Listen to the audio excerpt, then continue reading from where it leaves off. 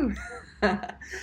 Hola Laura, qué gusto que estés aquí con nosotros. Bienvenida a esta entrevista de Centro de Poder. Te presento con nuestra audiencia. Laura Ríos es educadora y terapeuta somática, es psicóloga de la UNAM y está certificada en técnica TOPF. Ella se dedica a explorar el movimiento y también a partir de esos descubrimientos hacer obras escénicas. Entonces, me gustaría que nos platicaras un poco de cómo fue tu primer contacto con el movimiento somático, o sea, de tu formación de psicología, o fue primero la danza, o cómo fue tu llegar a este momento actual tuyo, formativo. Bueno, pues buenos días a todos. Gracias, Talia, por invitarme a este espacio. Bueno, pues les cuento que yo entré a la Facultad de Psicología cuando tenía 17 años y más o menos a la par empecé a estudiar danza. Recuerdo una clase de aprendizaje y memoria, que por cierto esas materias ya no existen en el currículum de la facultad, y una maestra que era muy buena, que todavía está ahí, Gabriela, ahora no recuerdo su apellido, nos puso un ejercicio donde había que hacer, nos dividió por equipos y había que hacer, por ejemplo, entre 5 personas una silla. Y a mí me sorprendió mucho que hubiera contacto físico. En un momento, pues yo era adolescente prácticamente, y me sorprendió mucho la capacidad de contacto que tuvimos a partir de una tarea intelectual. Y bueno, empecé a estudiar danza, terminé la carrera y me fui corriendo a dedicarme a la danza. Entré al Centro de Investigación Coreográfica y en 92 vinieron un grupo de artistas postmodernos de Nueva York. Entre ellos vino Nancy Todd, ahí yo ya tenía 24 años y tomé todas las clases y todas me encantaron, excepto una. Fue la de Top, justamente. La que no te Me encantó. pareció, la que no me gustó nada, me pareció aburridísima. Yo tenía 24 años, quería brincar, quería hacer vueltas de carro, pararme de cabeza, pues otras cosas, ¿no? Y esa clase, pues no, me pareció un poco aburrida, así. Pero les escribía a todos porque yo quería estudiar en Nueva York. Bueno, a todos los que pude y me dieron su dirección. Ralph Lemon, lo entrevisté. Ralph Lemon actualmente es curador y sigue haciendo cosa. Y pues la única que me contestó fue Nancy Todd. Y curiosamente, al año, o unos años después, porque les estoy hablando del 92, y cuando Nancy vino a México, y yo fui a verla hasta el 98. Durante esos 6 años, del 92 al 98, como 2 años después de que yo la conocí, llegó a México una María Sánchez, quien había estado en Nueva York 5 años, y le dije, por favor, enséñame. Entonces me la pasé 2 años trabajando con ella, y ella fue alumna de Nancy, y pues ahí ya me enamoré totalmente del trabajo y la propuesta de Nancy Todd. Maravilloso.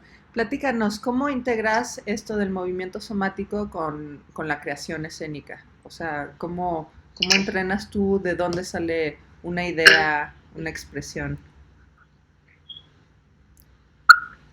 Pues lo integro de manera muy orgánica, porque ahorita que presento una obra se llama Geografías de la Fe, y para mí es una obra totalmente somática.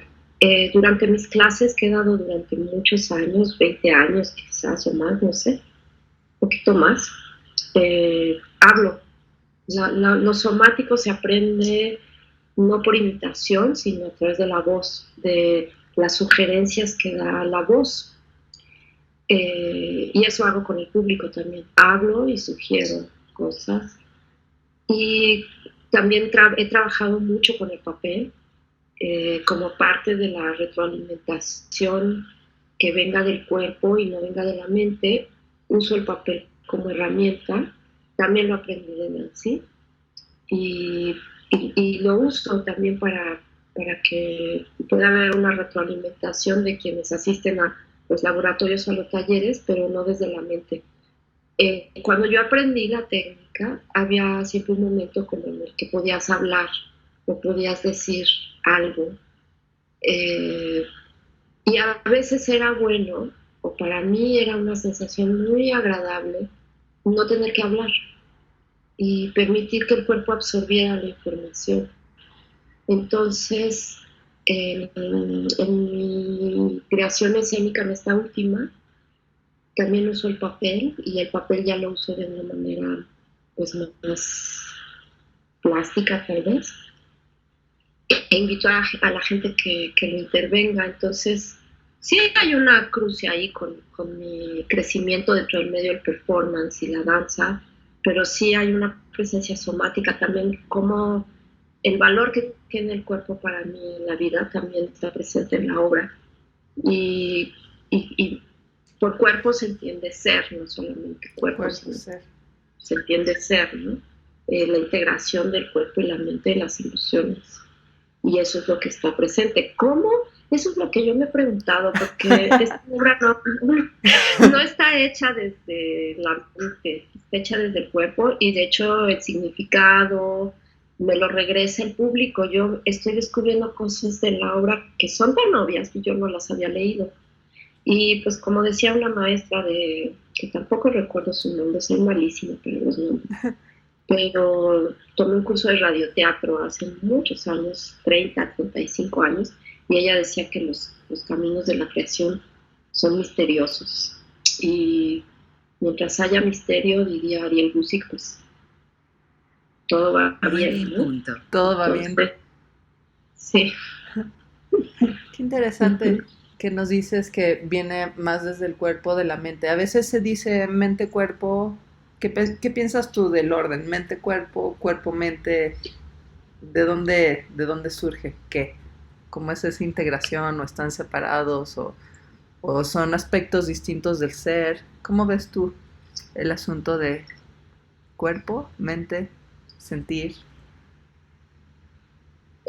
Pues recuerdo, por ejemplo, a Patricia Cardona, en un Ujú. curso y lo sigue dando sobre la percepción del espectador, decía que la mente quiere ser la reina y dominar todo. Sí. Y yo recuerdo mucho esa frase y desde entonces cuando estudiaba danza y psicología empecé a trabajar en el sentido contrario de una sociedad que es racional y que quiere entenderlo todo y que cuando no lo entiende hay una frustración y aunque no lo entienda hace como que lo entiende, entonces se pone ideas fijas sobre las cosas, sobre cómo deben ser las cosas. Y después con los años, a partir de este trabajo con el cuerpo y leyendo a Marta Eddy, me clarifica más la idea de lo que yo creo que es que el cuerpo informa a la mente. Cuando el cuerpo informa a la mente, que por cierto pues es una separación que hacemos los occidentales, ¿no? Pero en realidad pues todo está junto.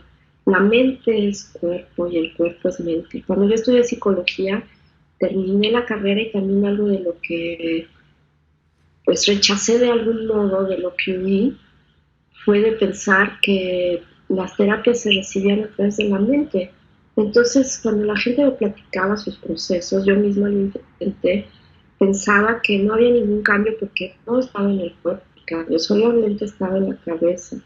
Y con el trabajo somático, que es muy profundo y sigue siendo de alguna manera misterioso, aunque por supuesto tiene una base científica amplísima, descubrí que las emociones y los pensamientos están en el cuerpo. De aquí a que la ciencia lo compruebe, no sé cuántos años van a pasar, pero cuando tú tocas, por ejemplo, lo viví, eso lo viví, cuando tú haces un bodywork y tocas el cuerpo de otra persona, estás recibiendo información y estás dando información. Y pasan cosas muy interesantes, muy misteriosas. En el momento en el que yo recuerdo que toqué el hombro de una persona en un bodywork, algo me dijo ese hombro, algo me dijo y me quedé ahí más tiempo con mi mano en su hombro. Y cuando vino la retroalimentación, ella me dijo que recordó en ese momento que había tenido una lesión cuando era niña en esa parte del cuerpo Y por supuesto que las lesiones están vinculadas con tu memoria emocional.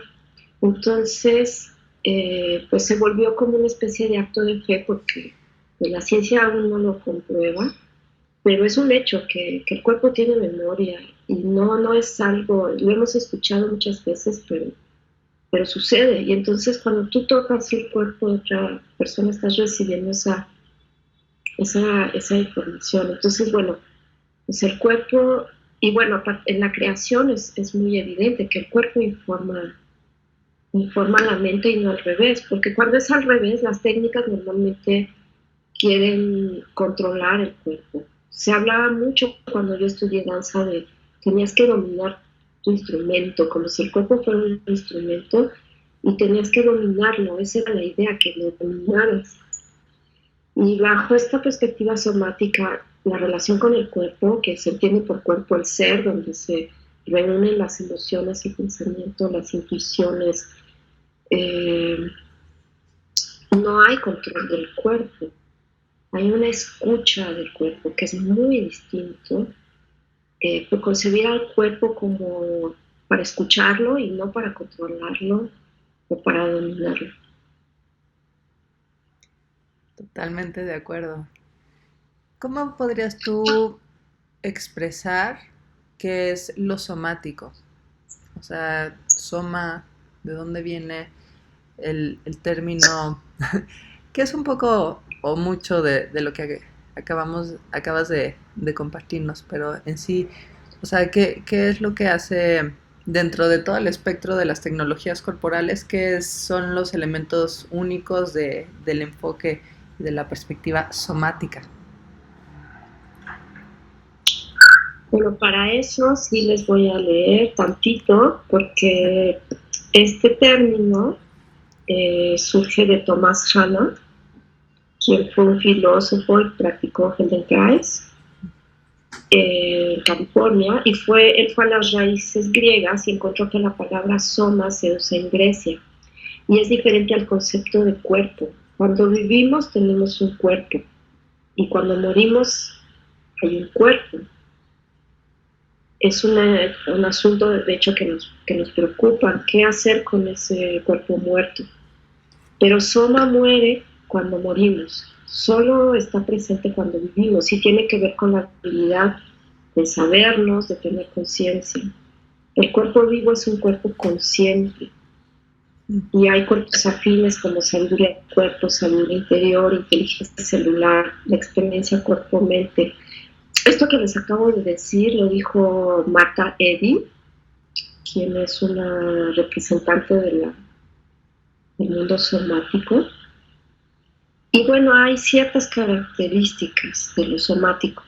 Y pues una de las características es bajar la velocidad. Bajar la velocidad para poder escuchar al cuerpo. No solamente es bajar la velocidad, sino la bajas para escuchar al cuerpo. Y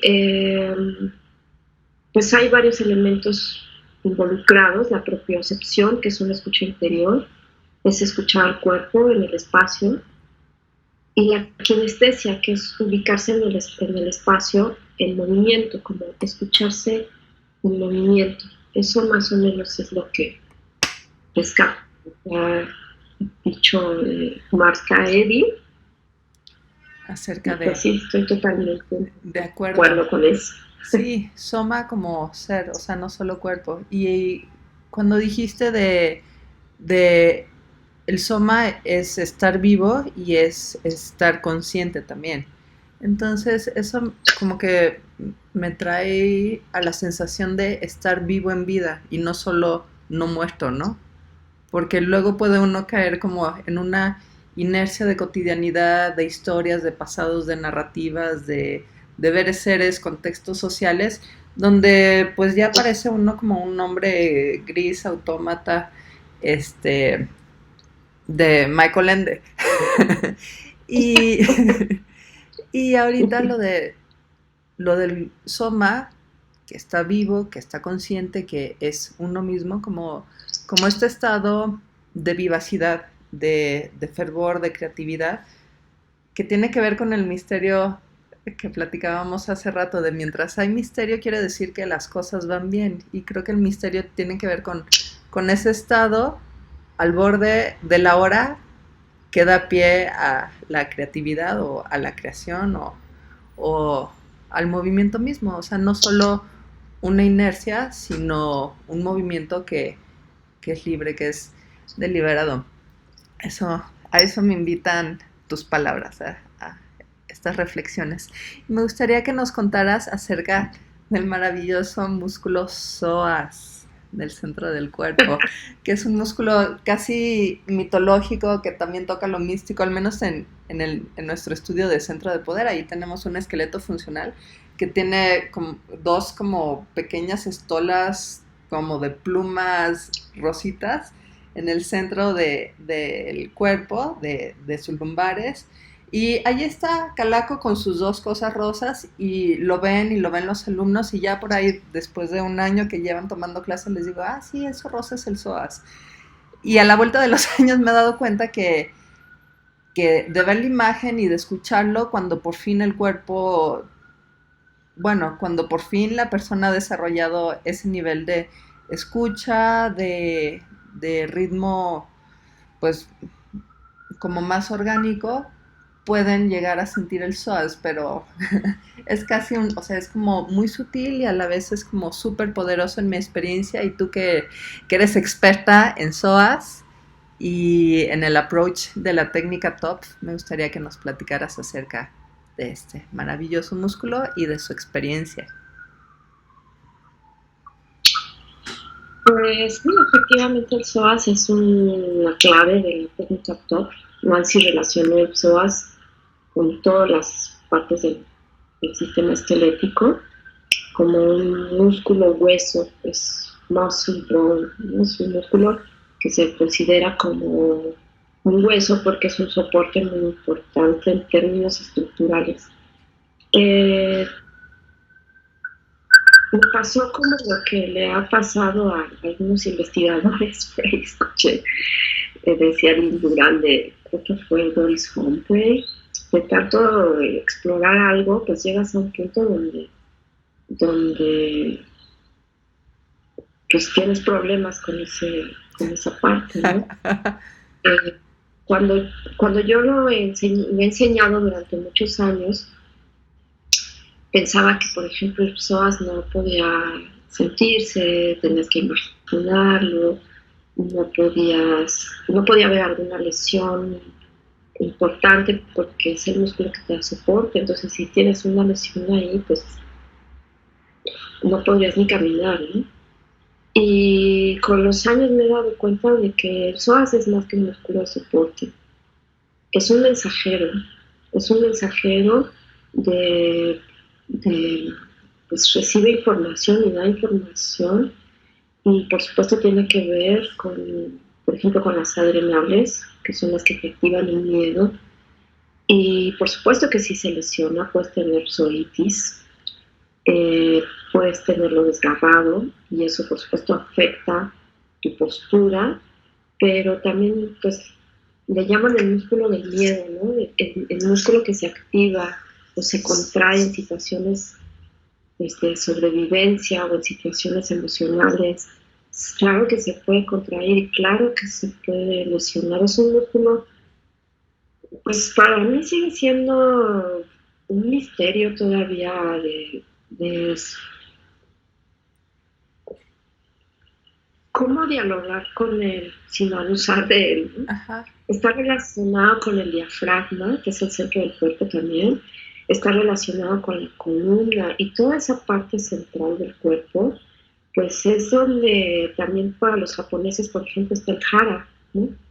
Es un concepto de centro, pues, que aunque el centro se mueve todo el tiempo porque estamos en movimiento, entonces cualquier movimiento que hagas estructuralmente pues cambia tu centro de gravedad, pero en términos de la estructura del cuerpo en sí mismo, pues sigue siendo el mismo, ¿no? Entonces, sí hay muchas cosas que lo afectan. Estar mucho tiempo sentado, por supuesto, el psoas se contrae, y no por nada la gente que pasamos, porque me incluyo en esta vida actual, pasamos mucho tiempo sentados. Eso, por supuesto, limita también no solamente en términos estructurales, sino en términos de percepción. Por supuesto que se afecta a la percepción y no es lo mismo un psoas que que está en un buen tono, eh, tiene la posibilidad de mandar mensajes más eficientes a un psoas que está contraído y que está como digamos apagado, y eso por supuesto como digo tiene que ver con el diafragma, y no es lo mismo que te entre cierta cantidad de oxígeno, que te entre otra cantidad de oxígeno. El psoas llega a la zona lumbar, tú sabes, ¿no? Y se adhiere por la parte de atrás, y el diafragma se adhiere por la parte de enfrente a la zona lumbar. Entonces los dos están totalmente conectados, y cuando no usas tu respiración al máximo, el diafragma no trabaja al máximo, no se alarga esa zona lumbar, que es la parte central, y tampoco se usa el psoas en toda su extensión. Entonces, y sabemos que las emociones, por ejemplo, el diafragma está relacionado con los pulmones, y las emociones, pues también es un misterio que hay que seguir estudiando, pero sí hay una clara relación. Decía Mabel Todd que si la respiración pues se sigue estudiando, ahí hay una clave para entender muchas cosas de lo que significa ser humano, es una clave. Y está relacionada, como decía, con los pulmones y con sabemos todos que cuando estamos en estados meditativos, la mente se calma, las emociones se alinean con el pensamiento y con el cuerpo. Algo sucede en el cuerpo que la farmacia interna funciona a nuestro favor. Y cuando no hacemos esto y nos gana la emoción, la respiración se puede acortar, el psoas se contrae, pues la relación o el diálogo que tenemos con nuestro cuerpo y con el entorno se tensa, y pueden surgir ahí situaciones de ansiedad o de malos entendidos o de lecturas ineficientes. Incluso le podemos dar lecturas ineficientes al cuerpo, como tener miedo, cuando en realidad no hay nada de qué tener miedo. Y bueno, pues el psoas es parte de todo este funcionamiento. Y es mucho más importante que las abdominales. También lo decía Nancy mucho y le encantaba hablar de Marilyn Monroe, de la influencia que tuvo Barbara Clark en Marilyn Monroe y el trabajo somático. Y por supuesto para ella siempre hablaba de lo que estaba de moda, era tener unos abdominales fuertes, que con los años también yo he entendido que es muy importante. Pero decía, y con toda razón, nos trataba de cultivar esa idea y esa sensación de que el psoas es mucho más grueso que los abdominales, y está grueso, pegado al centro del cuerpo, y tiene una función mucho más importante que los abdominales. Sí, un centro los fuerte. Abdominales es nada más que detiene a los órganos para que no se caigan. Sí. Bueno, no nada más, es importante. También para verse bien. Sí, también para verse bien en bikini, según. ¿Los abdominales sirven? Sí, pues, pero claramente también esto es una cuestión muy cruel, porque por más abdominales que hagas, tu cuerpo tiene una forma. Y si tú tienes abdomen o tienes grasa en el abdomen, tienes panza, vamos, sumiéndolo así. Eso tiene que ver más con la dieta que con los abdominales, incluso. De nada, o sea, tú puedes hacer todas las dietas del mundo y hacer todos los abdominales, panza vas a tener siempre, perdón, yo no decepciono, pero si tú vas a piensar que con eso vas a poder usar un bikini y tener un vientre plano, pues no, a menos que te operes. Sí hay operaciones, sí te puedes tener vientre plano con operaciones, pero la naturaleza es la naturaleza, y el cuerpo es tan diverso, y hay tantos cuerpos diferentes como seres humanos. Entonces visualizar un cuerpo estereotipado es un daño terrible para nuestra psique, nuestras emociones y nuestro cuerpo. Sí, es terrible y es muy dominante, pero no te vas a quitar el abdomen ni con dieta ni con nada. Eso lo tienes tú, pero sí vas a estar más saludable si entiendes cómo funcionas en todos los sentidos, no solamente físicamente.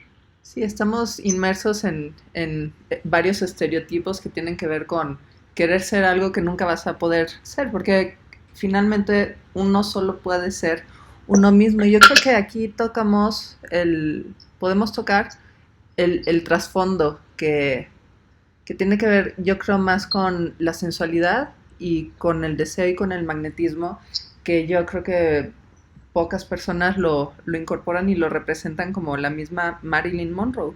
Porque ¿cuántas han imitado a Marilyn que sí tienen el estereotipo, sí tienen el vientre plano porque así nacieron y miden 1,80 y están así, pero pasas por todos los puestos saliendo de todos los metros de la Ciudad de México o te vas, no sé, a Tailandia y allí va a haber un póster de Marilyn Monroe que sigue siendo como emblema pues del sex appeal, de la sensualidad años post-mortem.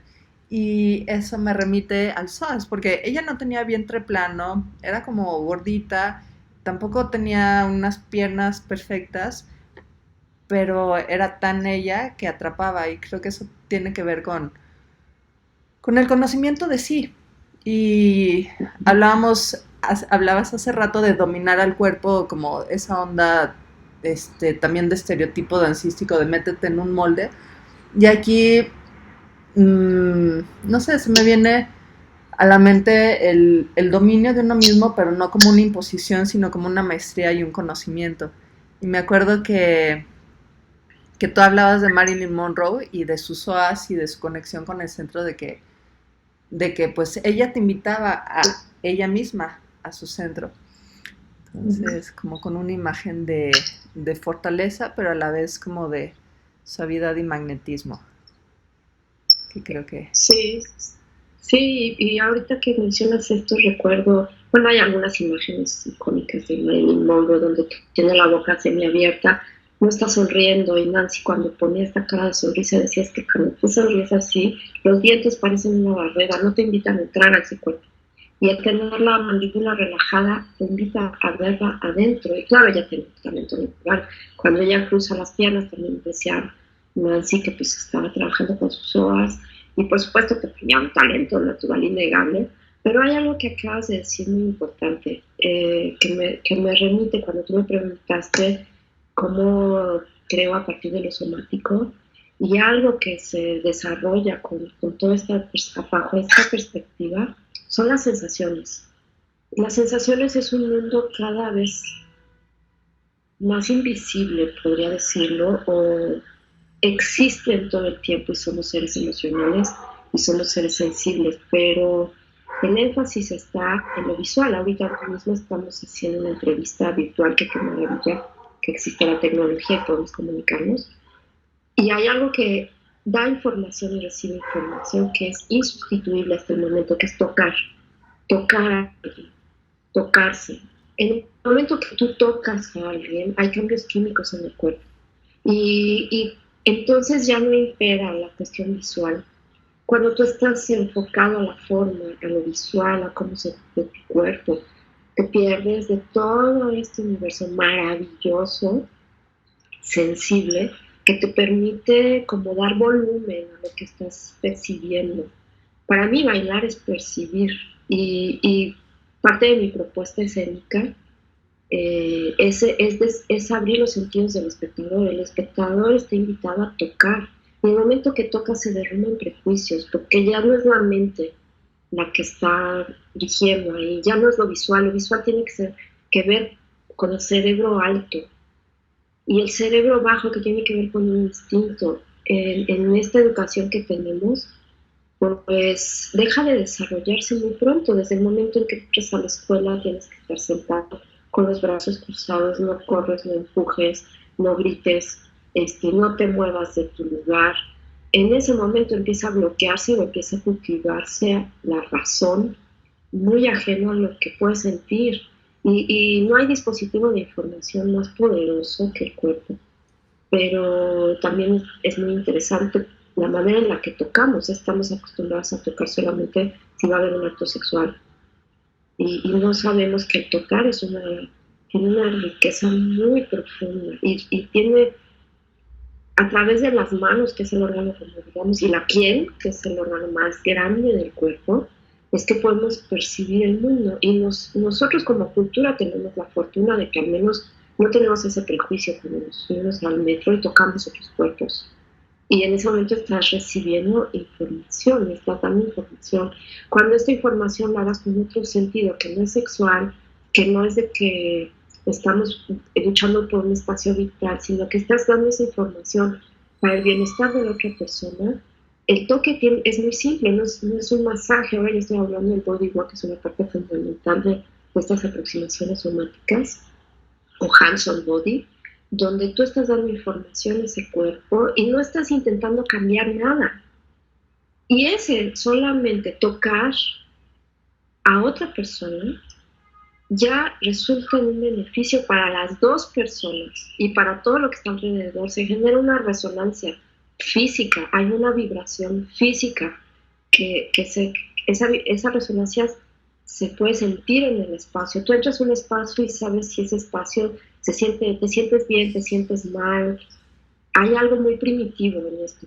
Entonces, en el momento del que tú haces un bodywork y no estés intentando cambiar a la persona, como puede ser en los masajes, que son maravillosos, porque no es que esto niegue lo otro, es simplemente otra aproximación. En los masajes igual hay algo que necesitas quitar y necesitas trabajar ahí. En el bodywork simplemente al poner una mano en el hombro de otra persona, le estás informando a esa persona que tiene un hombro.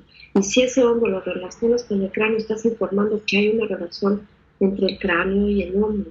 Y también, como dije hace rato, se despiertan memorias y emociones y abres una puerta. Entonces las emociones encuentran una vía a través de la cual puedes salir. Yo recuerdo que cuando hacía clases somáticas hace 25 años o 30 años, de pronto me tenía que salir de la clase porque en un simple alargamiento de brazo, ¿no? Que es un alargamiento muy profundo donde interviene la gravedad, donde estás respirando de cierta manera, donde ya estás en otro estado de conciencia, de pronto me venían emociones incontenibles. ¿Sí? Alguna vez me salí de la clase porque tenía muchas ganas de llorar y salí a llorar. Pero lo que encontré muy saludable es que esa emoción no estaba, como suele ser en las terapias, vinculada con mi mamá, con mi papá, con mi pasado, con quién soy, con los traumas. No estaba vinculado a eso. Era simplemente una emoción a la cual yo la encontré a través del trabajo profundo y del estiramiento y del alargamiento y del estado de conciencia. Le encontré una salida. Y la emoción salió como si abriera yo una llave, salió y por supuesto eso me hizo sentir mejor y poco a poco me fui construyendo a partir de otra identidad que no tenía que ver con los traumas que yo había tenido, con la historia de mi papá, con la historia de mi mamá, con la historia de mis abuelos. Era algo que, una construcción que venía a partir de un cuerpo sano, de un cuerpo que está fluyendo, de un cuerpo que tiene la posibilidad de sentirse, de escucharse y de drenar todas esas, en este caso, emoción que estaba dentro de mí. La emoción pura, sin palabras, sin mente, sin historia, que viene del cuerpo. Platícanos, por último, para cerrar esta maravillosa entrevista que yo quisiera que durara para siempre, un ejercicio o una reflexión o algo para nuestra audiencia para que pueda contactar con su soma. O sea, no sé, mover los hombros, una imagen, que dibujen una mano. ¿Qué invitarías a nuestra audiencia a que hiciera para entrar en la experiencia, así al menos una probadita de esto que platicamos? Pues algo que es muy básico, que no solamente pertenece al mundo somático, y que es muy sencillo de hacer. Yo los invitaría a que cierren los ojos más de lo que lo hacen. Sí. En el momento que cierras los ojos, cambias la mirada hacia adentro. Y cuando cambias la mirada hacia adentro, puedes empezar a observar. Y yo a veces les digo, ¿qué observas? ¿Qué se mueve? Y me dicen, nada. En un primer momento no se mueve nada. Hay algo muy evidente que pasa en el cuerpo. Cuando cierras los ojos y lo escuchas y se mueve. Cuando tú no te estás moviendo, escucha eso que se mueve, aunque tú no te estés moviendo. Y cierra los ojos. Cierra los ojos. Incluso en ese momento se activa el cerebro bajo. Pasan un montón de cosas, pero yo te invito a que cierres los ojos y busques los espacios donde puedas hacerlo. Y en la vida cotidiana hay muchos espacios. Y observa cuándo es que la gente cierra los ojos y te vas a dar cuenta lo que sucede cuando haces esto. Padrísimo, cerremos los ojos más seguido entonces y escuchemos despacito, bajando las velocidades. al Soma. Muchísimas gracias, Laura. Estoy súper contenta de que nos hayas compartido con tanta generosidad tus palabras, tu saber. Y dinos cómo te pueden contactar, cómo pueden saber más de tu trabajo, cómo pueden conocerte en tus talleres, cursos. Pues creo que vas a publicar en el blog un Ajá, poquitito. sí, Yo doy sesiones privadas en línea y doy sesiones privadas presenciales. Y pues me pueden encontrar, les voy a dar mi número, les doy mi número, sí. es 777-125-9930. Y también pues ya verán en el blog que están próxima a una fiesta somática muy Sí, particular, el sí, 6 de noviembre, día de mi cumpleaños, por cierto. sí. Así que están invitados Fiesta a por la todos fiesta. lados. En México. Sí, Sí, en la sí. Ciudad de En la Ciudad de México, México. en el Centro de Producciones, el día D, que está ahí en Avenida Revolución 240, en la colonia Escandón, y a un laboratorio que vamos a hacer en el Estudio Nómade, también en la Ciudad de México, en Coyoacán. Y pues yo vivo en Cuernavaca, estoy dando una clase en el Centro Cultural Comunitario de los Chocolates, también la puerta está abierta, martes y jueves de 6 a 8 p.m. Y las sesiones privadas, pueden llamarme cuando quieran y podemos agendar una cita en línea en la Ciudad de México o aquí en Cuernavaca. Muy bien, muchísimas gracias, Laura, y espero que así como esta entrevista podamos contar con tu presencia de nuevo eventualmente. Muchas gracias y seguimos en contacto. Muchas gracias, Camila.